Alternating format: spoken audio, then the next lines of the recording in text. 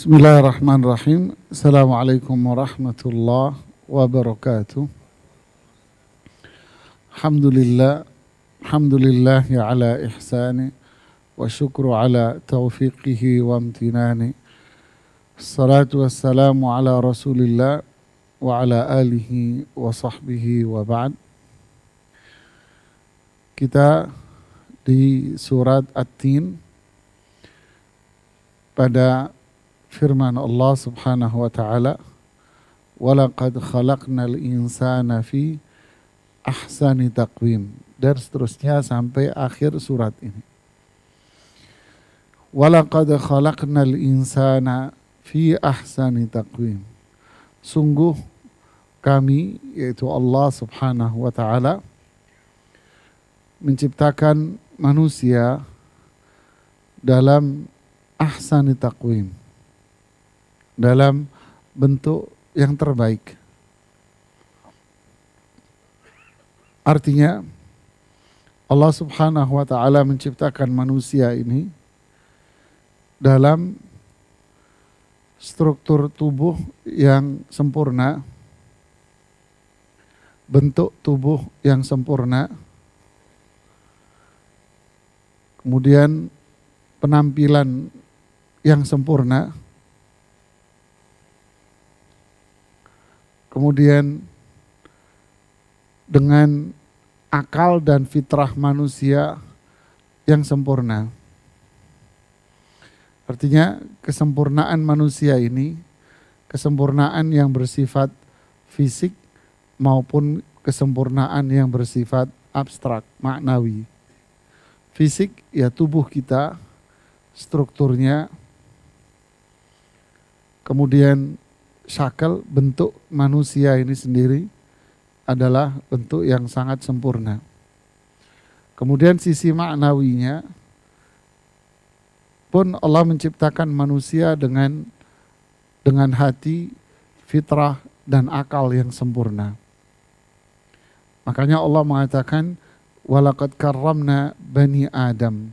Sungguh kami muliakan anak keturunan Adam ini. Dan yang senada dengan ini banyak di beberapa ayat. Alladzi khalaqa fasawwa. Di surat Al-Alaq kemarin.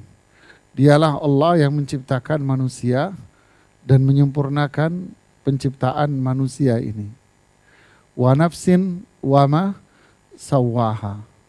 Dan demi jiwa manusia, serta Allah telah menyempurnakan penciptaan jiwa manusia. Hatinya, akalnya, semua Allah ciptakan dalam bentuk yang sempurna.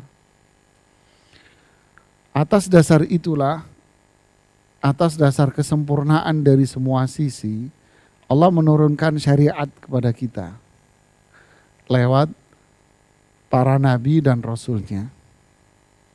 Allah berikan kepada kita tuntunan, hukumnya, lewat nabi dan rasulnya. Kenapa? Karena Allah ciptakan manusia ini sudah dengan kesempurnaan dalam semua sisi, maka manusia pun akan bisa, pertama, menjalani kehidupan sesuai dengan ketentuan dan ketetapan Allah. Ini yang disebut dengan nama hukum kauni. Saya ulangi, menjalani roda kehidupan ini sesuai dengan ketentuan Allah. Ini adalah hukum kauni. Ya. Artinya takdir yang Allah tetapkan buat manusia, semua itu ditetapkan oleh Allah sudah sesuai dengan kesempurnaan yang Allah berikan pada manusia itu. Yang kedua, Allah tetapkan hukum yang berupa syariat Islam, berupa halal, haram, perintah, larangan, wajib, haram, ketaatan, maksiat, tauhid, syirik, keimanan, kemunafikan, kekufuran. Semua Allah sudah tetapkan buat manusia. Kenapa? Karena Allah tahu bahwa penciptaan manusia ini adalah penciptaan yang sudah sempurna. Artinya Allah siapkan dulu medianya, yaitu manusianya sendiri. Secara fisik Allah sudah siapkan bahwa manusia ini siap untuk menjalani sesuai dengan ketentuan takdir yang sudah Allah tetapkan. Allah sudah siapkan manusia dengan fisiknya yang sempurna, dengan akalnya yang sempurna, bahwa manusia siap menjalankan hukum yang telah Allah tentukan pada mereka. Lahirlah satu kaidah besar jamaah, la yukallifullahu nafsan illa usaha. Jadi Allah tidak akan memberikan satu hukum pun kepada kita, melainkan semua itu sudah sesuai dengan kemampuan kita. Bahasa sederhananya, pertama, hukum kauni, hukum alam. Kalau Allah menentukan ujian, cobaan buat kita, maka cobaan dan ujian itu adalah sesuatu yang sudah Allah tentukan. Dan cobaan dan ujian itu sesuatu yang memang sudah sesuai dengan apa? Kondisi masing-masing manusia. Karena sudah disesuaikan, ditakar, diukur, makanya disebut takdir. Ya, sudah diukur sama Allah dengan pas, lahirlah namanya qadha, ketetapan. Jadi tidak ada musibah, cobaan itu di luar dari kemampuan kita. Tidak ada jamaah. Ya, semua sudah sesuai dengan qadar, takarannya. Sesuai dengan qadha, keputusan Allah. Karena dua hal ini sinkron. Jadi jangan sampai kalau kita ditimpa musibah atau sesuatu mengatakan, ah ini gak adil, ini begini. Wah ini bahaya jemaah. Ya. Yang merasa itu berat adalah apa? Bisikan syaitan dan hawa nafsu manusia. Ya. Dan Allah tahu kenapa Allah menimpakan musibah itu kepada manusia ini. Karena musibah itulah yang akan menjadikan diri manusia itu semakin semakin apa? Semakin sempurna, semakin baik dia, semakin mulia, semakin tinggi derajatnya di sisi Allah dengan beragam cobaan dan musibah itu. Karyawan akan mengalami proses promosi. Lewat apa? Lewat ujian. Kalau nggak ada ujian, dia tidak akan mengalami promosi, jemaah. Begitu juga setiap orang individu dalam proses akademiknya, dalam proses kehidupan juga sama.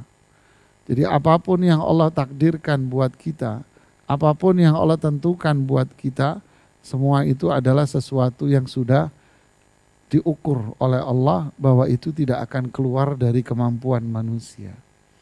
Itu sudah pas takarannya. Begitu pula nikmat yang Allah berikan kepada kita. Itu adalah nikmat yang sudah sesuai dengan apa? Takarannya. Seperti seorang dokter ketika ingin memberikan resep obat, maka dia harus tahu apa? Umur Anda berapa? Tekanan darah Anda berapa? Terkadang dia butuh tinggi badan Anda, berat badan Anda.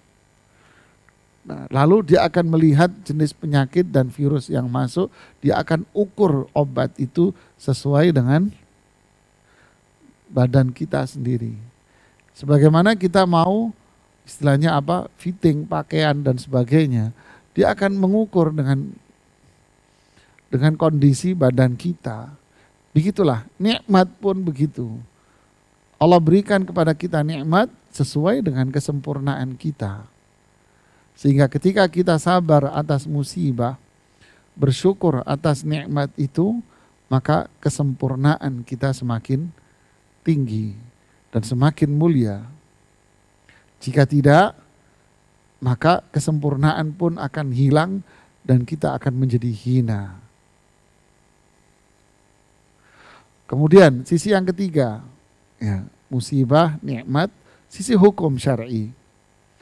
Hukum yang Allah tetapkan, sholat, puasa, zakat, haji, dan yang lain sebagainya. Semua ini adalah hukum yang sesuai dengan kemampuan kita. Semua yang Allah haramkan pada kita adalah sesuatu yang akan bermanfaat buat tubuh kita. Ibnu Qayyim rahimahullah mengatakan manfaat, kebaikan, keutamaan itu semua diperoleh dengan menjalankan perintah. Dan keburukan, bencana itu bisa kita hindari dengan meninggalkan larangan. Artinya menjalankan hukum syar'i itulah kebaikan dan kesempurnaan pada diri kita. Tapi kalau kita tidak mengerjakan perintah dan larangan kita malah kerjakan, itu justru akan menjadikan kita berada dalam kondisi binatang. Hancur, kebinasaan, keburukan pada diri kita semua. Makanya Allah berfirman, "Wa man a'rada 'an dzikri fa inna lahu ma'isyatan dhanka." Siapa yang berpaling dari syariatku ini, maka hidupnya sempit. Walaupun dia makan dan minum dengan makanan yang berkualitas, ukuran gizi. Walaupun dia menggunakan kendaraan, memiliki rumah, jabatan yang sangat bagus. Tapi itu adalah ibarat penderitaan semua bagi dia. Ibarat sapi yang digemukin untuk dipotong. Ya, sapi yang digemukin untuk dijadikan kurban, dipotong. Begitulah seterusnya. Tapi kalau kita menjalankan perintah Allah, meninggalkan larangannya, syukur atas nikmat, sabar atas musibah, itulah kemuliaan yang ada pada diri kita. Semua sudah sesuai dengan takarannya. Salat, fa in lam shalli qa'iman, salatlah kamu berdiri. Jika kalian tak mampu, duduk. Jika kalian tak mampu, berbaring.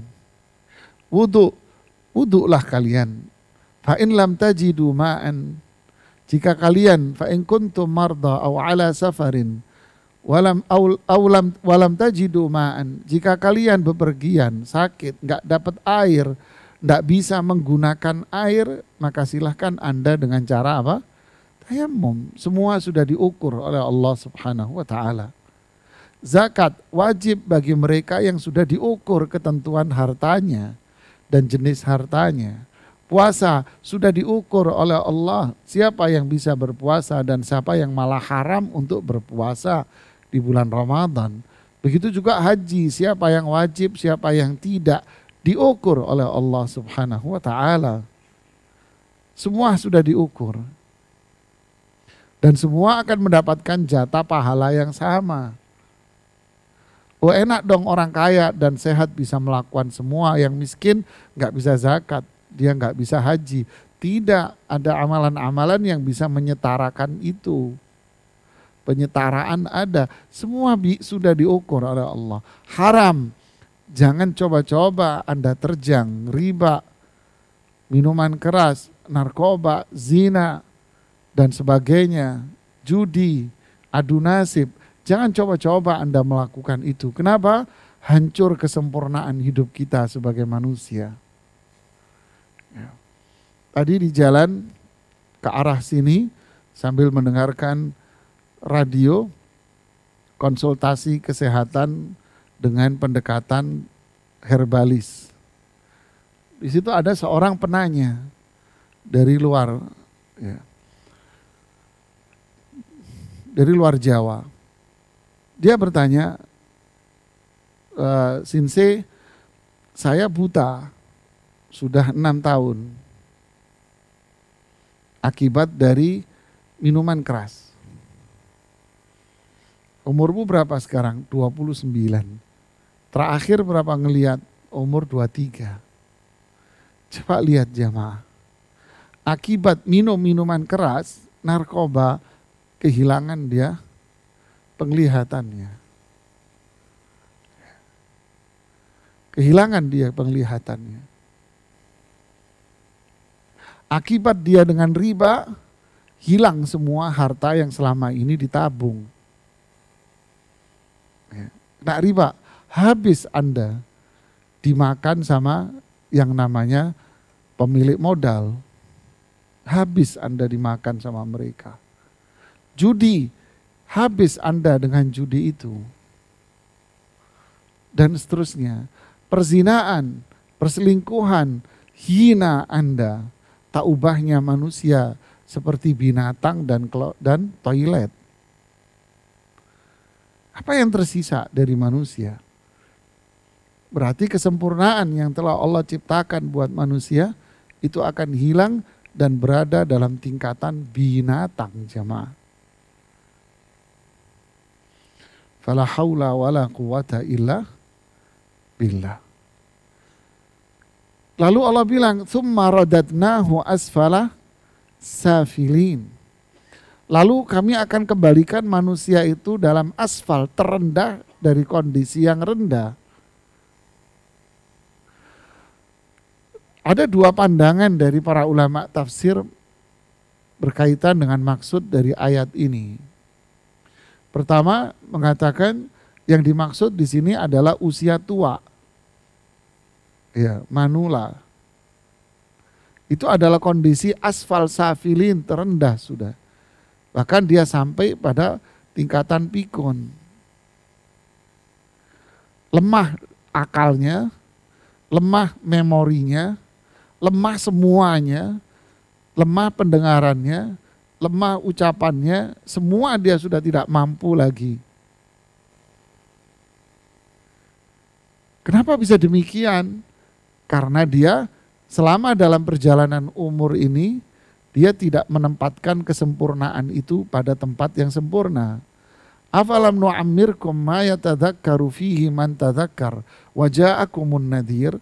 Bukankah kami yang memberikan kepada kalian itu umur yang mulia, umur yang baik yang seharusnya digunakan untuk mengingat Allah, tapi ternyata tidak digunakan. Maka berlian pun akhirnya bisa dianggap sebagai batu. Ya. Tapi berlian pun ketika dirawat dia akan semakin mahal dan semakin mahal ketika perawatan itu terus dilakukan dan dia ditempatkan di tempat yang mulia. Begitulah jamaah. Jam yang berkelas pun akhirnya dianggap sebagai jam murahan. 20.000 nggak ada yang mau beli. Ini kisah nyata ini. Ini kisah nyata. Seorang nenek-nenek pemilik jam Rolex tua di sebuah desa di Jawa Tengah. Nggak usah saya sebutin tempatnya. Dia ingin menjual jam Rolexnya 25.000. Tidak ada yang mau membeli. Akhirnya terpaksa setelah keliling pasar dia bilang, beli aja deh, terserah Anda mau bayarin berapa. Tidak ada yang mau membeli. Dan itulah sebuah filosofi kehidupan jemaah. Ketika sesuatu yang berharga tidak ditempatkan di posisi yang mulia, maka itu pun yang berharga pun akhirnya direndahkan. Makanya ingat di kajian kemarin surat Al-Alaq, Iqra wa rabbukal, baca karena Rabbmu itu mulia. Berarti kalau kita kembali kepada hukum Allah, jalan Allah ini, maka kita akan menjadi hamba yang mulia pula. Jika tidak, tsumma radatnahu asfala, tambah rendah kita. Ketika masa tua, memang fungsi organ sudah menurun.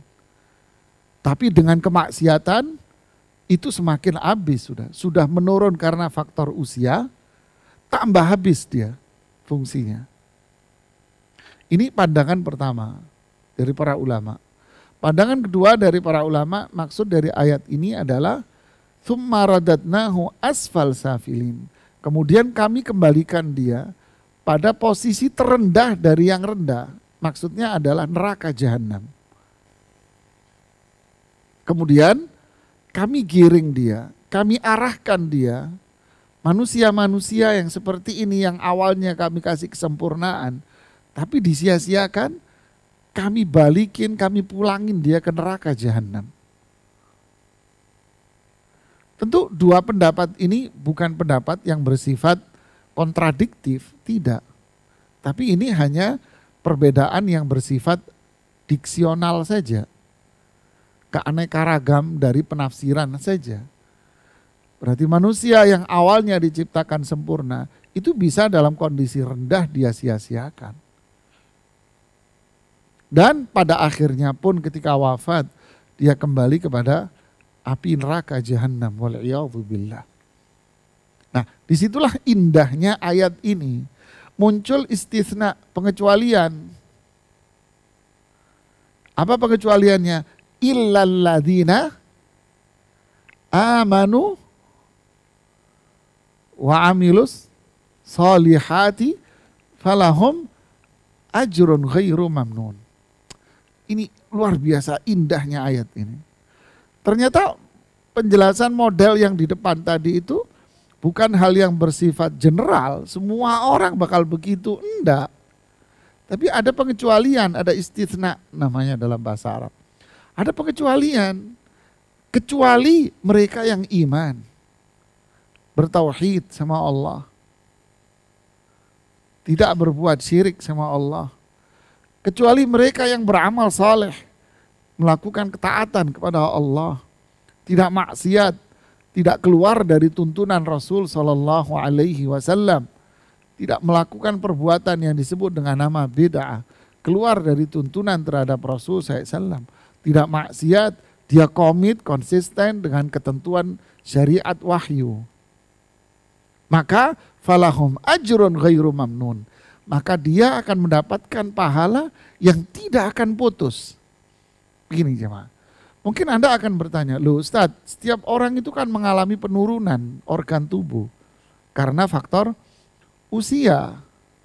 Bisa jadi dia rajin sholat ke masjid selama ini. Tapi di masa tua bisa jadi dia kena stroke. Padahal selama ini orang bertakwa, beriman, bla bla dan sebagainya. Jawabannya, iya tentu, itu tidak kita pungkiri bahwa penurunan fisik, penurunan fungsi tubuh, apalagi nanti ada penyakit ini dan itu akan menjadikan dia tidak bisa lagi melakukan ketaatan. Itu tidak dipungkiri Pak. Itu suatu hal yang bersifat pasti. Tetapi kondisi dia yang seperti itu justru menjadikan dia tetap berada dalam kemuliaan. Contoh, saya punya sepupu dulu, rahimahullah. Sepupu saya jauh umurnya di atas saya. Bilang sama kakak saya, tolong sampaikan sama Nizar, saya sekarang sudah nggak bisa ngaji lagi. Waktu itu umur beliau mungkin 70-an kali. Saya sudah nggak bisa ngaji lagi karena matanya nggak ngelihat karena faktor glukosa, glukoma ya.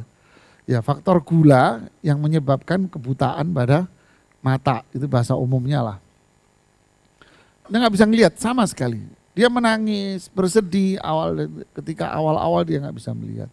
Kenapa menangisnya? Karena nggak bisa ngaji.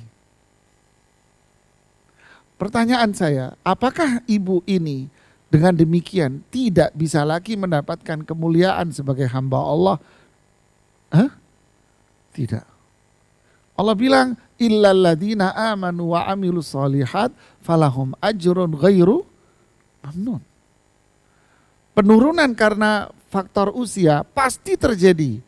Tapi ketika dia iman dan beramal saleh, tidak menjadikan kondisi dia, kemuliaan dia itu turun pula. Fisik boleh turun, tapi dia akan tetap menjadi manusia hamba Allah yang mulia. Kok bisa? Ya, inilah ketentuan syariat. Inilah Allah yang menentukan. Penurunan fisik pasti, tapi bukan berarti dia turun menjadi manusia yang tidak lagi ahsan takwim. Dia tetap ahsan takwim, dia tetap mulia. Kenapa? Karena iman dan amal soleh. Seperti apa bentuknya? Kaedahnya Rasulullah SAW tetapkan. Idza maridul abdu aw safar kutiba lahu ma kana ya'maluhu sahihan muqima. Perhatikan ini Pak. Perhatikan ini ibu-ibu di belakang. Jika seseorang itu bepergian atau dia sakit, perhatikan ini.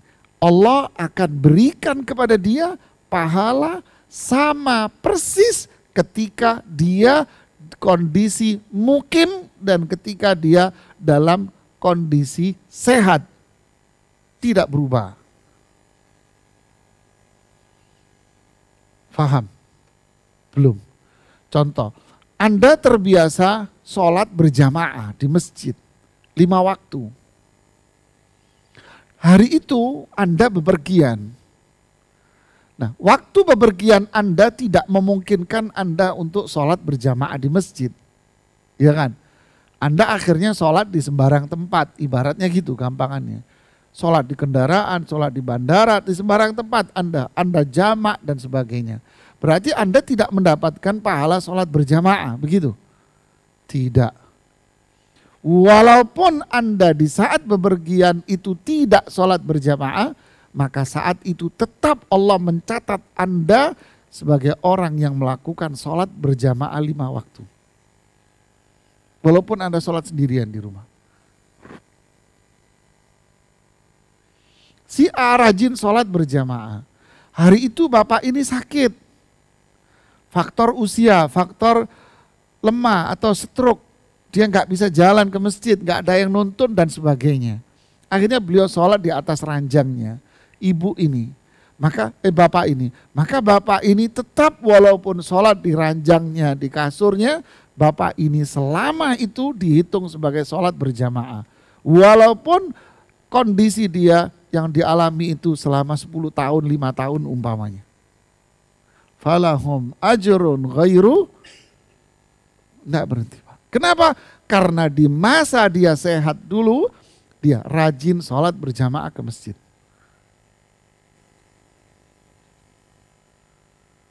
Sadar. Ini kemuliaan Islam yang luar biasa. Terbiasa puasa Senin Kamis selama hidupnya. Ketika dia usia tua, nggak mampu untuk puasa Senin Kamis lagi karena faktor umur, usia, fisik, dia nggak bisa. Tapi dia tetap menjadi hamba Allah yang mulia. Walaupun di usia tua itu dia nggak bisa puasa lagi, tapi Allah tetap dia catat bagi dia di hari Senin dan Kamis pahala puasa buat bapak dan ibu ini.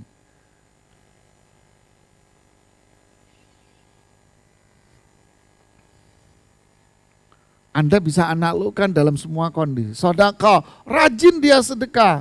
Tapi hari itu dia masa usianya sudah pensiun. Tidak ada penghasilan apapun, nihil umpamanya.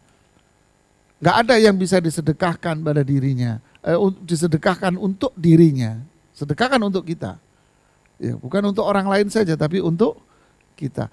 Tapi Allah tetap catat buat dia pahala sedekah karena memang dia sudah nggak mampu lagi. Apakah artinya dia akan turun dalam kondisi yang rendah? Hah? Tidak. Dia akan mulia terus Pak. Seperti ibu yang tadi itu. Dia nggak bisa baca Quran. Tapi karena selama hidupnya dia rajin ngaji setiap hari. Mungkin ibu itu tidak hafal Quran. Tapi ibu itu karena rajin ngaji, ibu itu tahu ya Pak. Ngaji, setiap hari ngaji. Ketika masa tuanya, udah turun semua dia. Matanya sudah nggak kelihatan. Coba Anda tanya, ini yang dibaca di TV ini surat apa? Dia tahu itu surat ini di halaman sekian, kira-kira di lembaran sekian. Tahu dia. Kenapa? Karena masa hidupnya dia rajin ngaji. Berarti sampai beliau wafat orang seperti ini dia dapat pahala apa? Ngaji Quran Pak. Ini yang pertama. Yang kedua, Illalladzina amanu wa amilus salihat. Orang yang kecuali pengecualian dalam kondisi terendah, kecuali orang yang beriman beramal saleh. Para ulama mengatakan apa? Kecuali orang beriman dan beramal saleh, dia tidak akan mengalami yang namanya pikun. Tidak akan mengalami dalam usia akalnya ngedrop. Tidak, Pak. Walaupun usianya dia tua 80, 90, 100, dia akan memiliki ingatan yang fresh, Pak. Dan tubuh yang masih kuat untuk ibadah kepada Allah. Ini penjelasan yang kedua para ulama. Tidak ada ceritanya orang yang mukmin, orang yang taat kepada Allah dengan iman yang sebenarnya, ketaatan yang sebenarnya di akhir hayatnya dalam kondisi yang terendah, pikun, ingatannya semua hilang, terhapus, tidak ada. Al-Quran yang menyatakan demikian, Pak. Ya, tidak ada. Gak usah jauh-jauh ngelihat ulama dulu-dulu. Yang di Arab Saudi itu banyak itu, di Masjid Nabawi itu, Mas. Ya. Ayahanda dari Profesor Dr. Abdul Razak bin Abdul Muhsin. Umurnya berapa? Hampir cepek, Pak. Tapi kalau bicara hadis, Allahu Akbar. Fresh ingatannya di memori beliau tentang ulama-ulama yang disebut dengan nama para perawi hadis itu. Ingat dengan nama lengkapnya, Fulan bin Fulan siapa, tinggal di mana, wafat di mana, fresh di memorinya. Hukum-hukum syar'i tidak akan lupa dari ingatan beliau. Oh ini hukumnya ini, dalilnya ini, oh ini tidak akan hilang, Pak. Qari Quran, apalagi mereka yang selalu berinteraksi dengan Al-Quran, tidak akan hilang, Pak. Saya melihat dengan mata kepala saya sendiri di bulan Ramadan, duduk persis di depan saya. Ada 3 orang yang membaca qiraat Quran dengan qiraat yang berbeda-beda. Kalau di Indonesia kan satu jenis qiraat. Qiraat Hafiz dari Asim. Qiraat dari Hafiz dan dari Asim. Namanya qiraat Hafiz dari jalur Asim. Ini yang setiap hari kita dengar, Mas. Dan di sana masih ada lagi, Mas, ada 20 lebih bentuk qiraat yang beda-beda, Mas. Dan semua itu jalurnya dari siapa? Riwayat-riwayat itu dari Rasul Shallallahu Alaihi Wasallam. Yang disebut ada qiraat 10 induk, dari 10 induk melar lagi menjadi sekian. Ya. Itu duduk di depan saya seorang qari alim dalam bidang qiraat. Sudah mau adzan maghrib, mau buka puasa, ada 3 muridnya yang belum baca. Salah satu murid yang mengingatkan, ya Syekh sebentar lagi adzan maghrib. Ada berapa yang belum baca? 3 ya Syekh. 3, taib. Padahal ini bacaannya lain, ini bacanya lain, ini bacanya lain. Kemudian beliau duduk sambil ngangkat kaki kanannya begitu, diangkat begini kaki kanannya. Buat nempel dahu apa namanya pipinya gitu kan gini kan. Tapi pakai lututnya gitu kan ya dari begini. Gitu. Nunduk kepalanya nempel lah gitu. Iqra'u antum thalatha. Saya di depannya. Baca kalian 3-3-nya sekaligus. Allah, merinding saya, Pak, di depan. Allahu Akbar saya. Ini baca dengan bacaan lain, ini baca bacaan lain, ini baca dengan bacaan lain. Suratnya beda, ayatnya beda semua, tapi beliau tahu letak kesalahan masing-masing orang. Dan ditegur dalam waktu yang sama. Salah kamu, ulang, kamu sini salah. Ini salah. Allah bilang, benar ucapan Allah, firman Allah.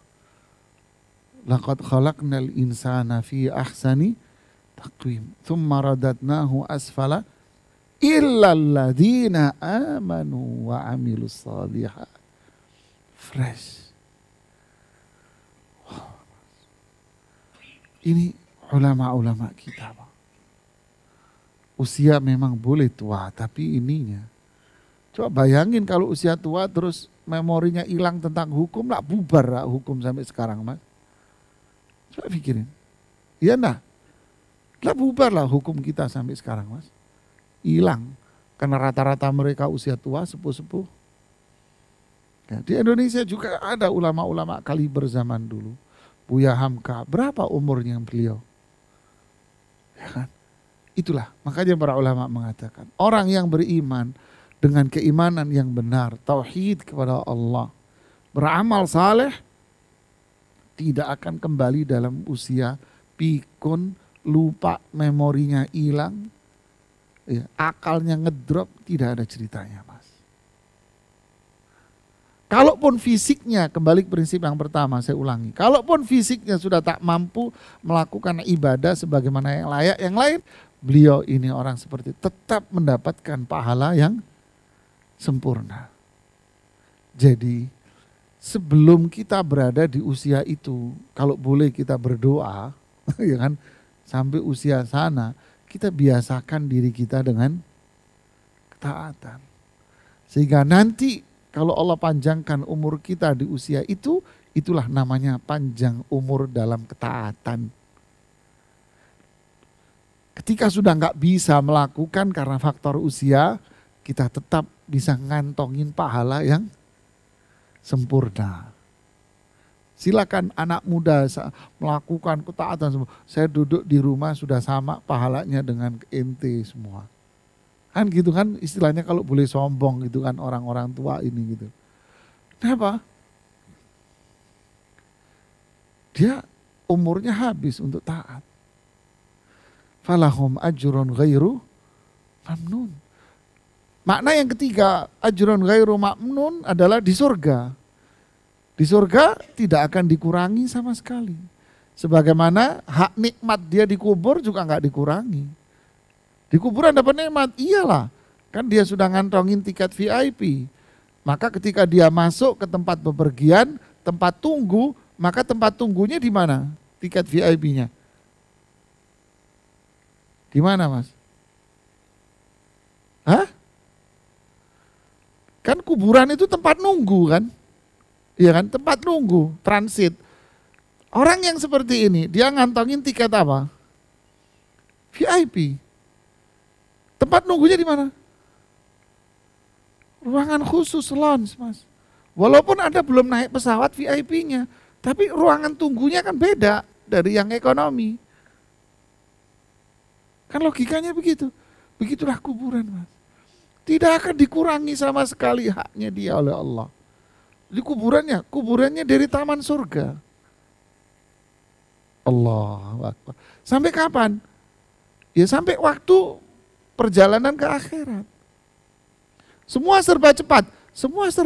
Di mahsyar, manusia yang hina rendah tadi itu berdiri di mahsyar 50.000 tahun. Tapi orang yang ngantongin VIP, dia bisa langsung naik pesawat, duduk di ruang VIP, ya tidak? Artinya apa? Di dalam hadis sahih, di padang mahsyar orang seperti ini nunggunya seperti nunggu antara waktu zuhur dan asar. Yang lain 50.000 tahun, ini khusus zuhur sampai asar doang. Semua cepat. Kenapa? Falahum ajrun ghairu, tidak terputus pahalanya. Tidak akan dikurangi. Cepat, semua cepat.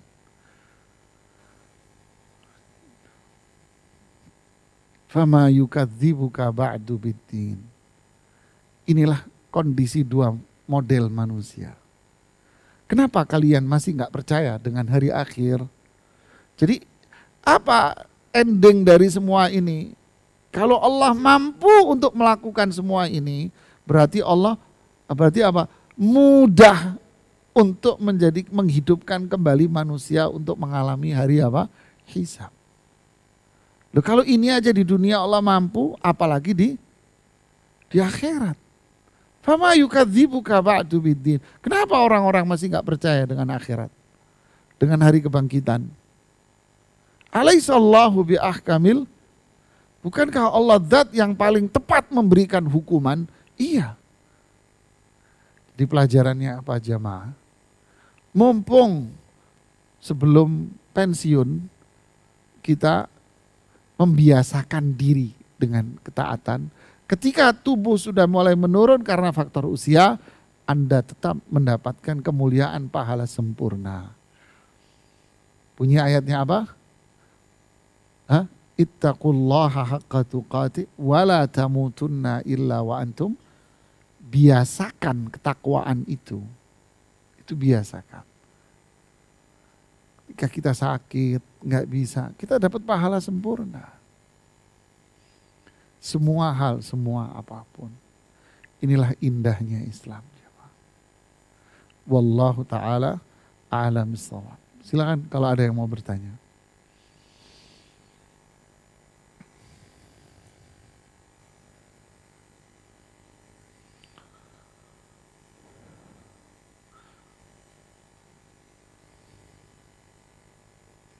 Waalaikumsalam warahmatullahi.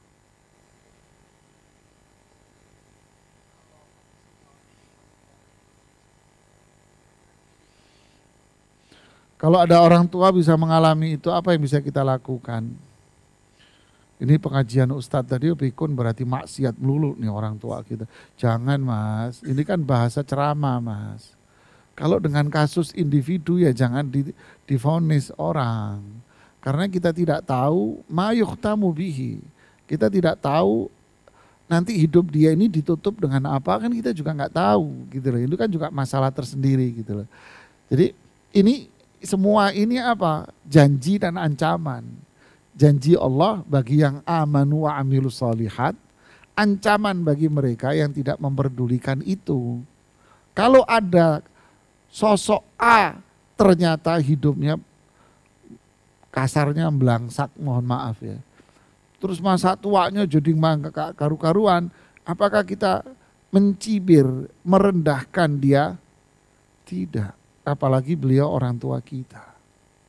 Apa kewajiban kita? Tetap kewajiban kita adalah berprasangka baik sama Allah. Selama dia masih bernapas, kita masih punya harapan. Selama masih punya napas, kita punya harapan. Dan Allah, zat yang maha sempurna kebaikannya, kasih sayangnya. Terus doa dan berprasangka baik sama Allah. Doain terus, berdoa terus, dan jangan bosan untuk menasehati dan mengingatkan, membimbing dan mengarahkannya. Nanti bagaimana kondisi ketika wafat? Wallahu ta'ala a'lam.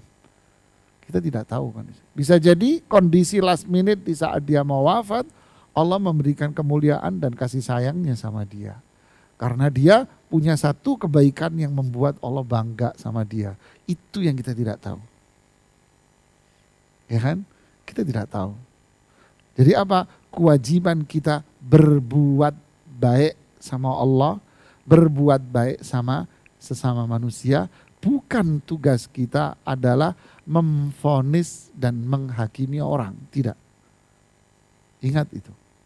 Berbuat baik saja. Siapapun orang di hadapan kita, prinsipnya saya mau berbuat baik. Siapapun dia.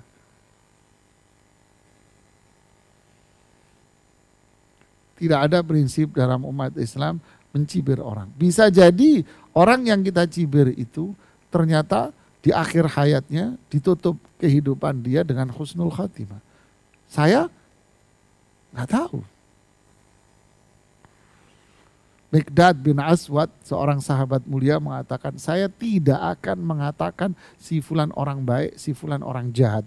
Saya tidak akan bilang begitu. Kenapa? Sampai saya melihat bagaimana akhir hidupnya dia.